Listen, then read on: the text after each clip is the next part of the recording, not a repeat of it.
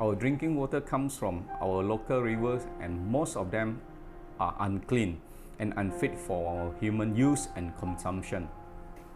Some people think that food piers are not useful, but to me, they are the most useful. One man's trash is another man's treasure. Okay, I'm Jordan Ng. I'm from Klang town. I'm Klang guide. For me, Klang River is very important because Klang River is our mother river.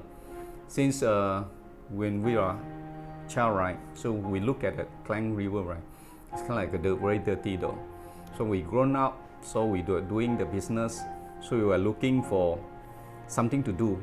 That more people blame to our government, blame to other parties, right, who not taking care of this river. But for me, right, we need to do start from ourselves. That's why we are calling our friend to form up the club. We call our club Club Warisan Sungai Klang. So our mission and our vision is we want to clean up the Klang River. So we have actually have three objectives. First objective, we want to clean up Klang River. The second, we want to beautify the surrounding. And third, we want to promote this place, right, to local and international as a tourist spot. For me, right, fruit piers is very useful. When we want to start our movement, we found out, right, enzyme can purify the river bed. So that's why we are looking at the website online. We are searching the detail, right, from other article, right. So we find out the fruit piers, right, who throwing. If we can keep it, we can produce very good organic, eco-organic enzyme. That's why we collecting every time we go to the Pasar Malam or Pasar Pagi, right, or food store, right. So we can collect a lot of fruit piers, and then we can produce a lot of amount of enzyme. Even at home, right, every time we chop those fruit, we also can keep some fruit piers and we can produce at home also. To produce an enzyme is very simple. There's three ingredients. Okay, one is the fruit peels, secondly is the brown sugar, third is water. Just these three ingredients. For fruit peels, we need it 30%, and for the brown sugar about 10%, and for water is 50%, and that's another 10% is air itself. So you have to put into the container, plastic container with a cap, which you must tie it up closely, and after you put all the ingredients, you have to shake it, and you have to keep it. Before you keep it, right, you can write a marker on the date on the cap, so you can track the record, right, when after 3 months, right, then you can use as an enzyme. There's a microorganism, right, inside the enzyme, right, we call it it's a good bacteria. It's going to eat up those bad bacteria inside the river.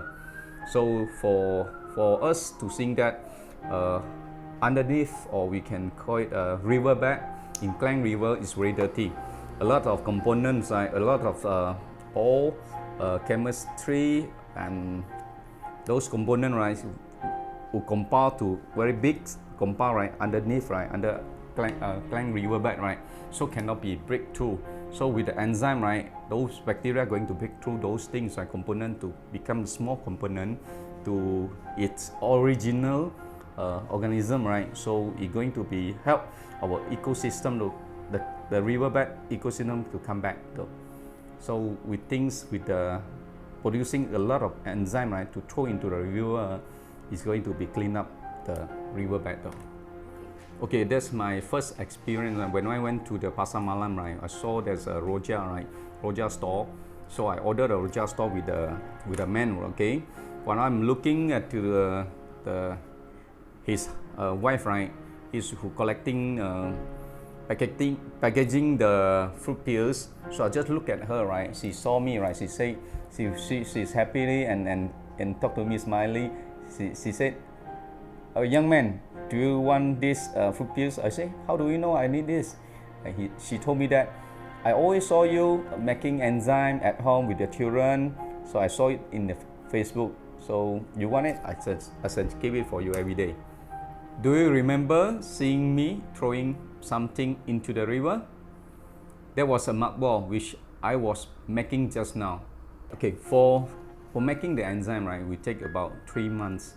After you put all the ingredient into the container, right, so you have to keep under shade places, right, so keep for 3 months.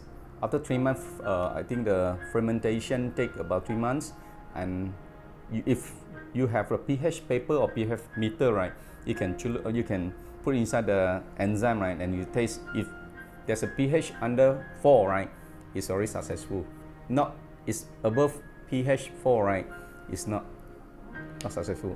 Every time there's a group of people, right, sometimes there's a 30, sometimes a 60, sometimes a 100 people who come to join us. They have been calling up us, right, like some from school, from university, from some religions, society, right. They come to call us. They call us, okay, are you from club Warisan Sungai Klang? Our clubs willing to do something CSR. We want to do something to help to clean up Klang River. So we will make the appointment on some weekends, something like a Saturday, sometimes Saturday or Sunday. So in the morning, so the group of people come to us, then our committee and the members are going to help. We are going to teach them how to produce the enzyme, and we are going to teach them how to produce a mud ball. So what's different? Why we need to produce enzyme and why we want to produce mud ball? So in the beginning stage, right, when we throwing the enzyme into the river, right, we found out the river have a low tide and high tide. That's why sometimes the enzyme flow to other places, right? We cannot see the impact or cannot see the effectiveness of the river. So that's why we found out if we are making the mud ball, right, we throw into the river, it's going to sink down under the river bed, so we can see the situation surrounding, right, is going to be changed. So that's why we are producing the mud ball though. Okay, each time if the group of 30 person, right, every time they come to produce, right, maybe they can produce within 1 hour, right, they can produce 500 to 1,000 pieces.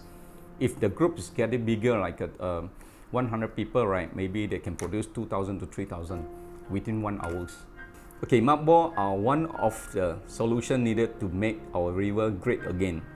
I hope this can help to raise public awareness on saving our rivers and restoring the cleanliness to our water supply by using mud balls.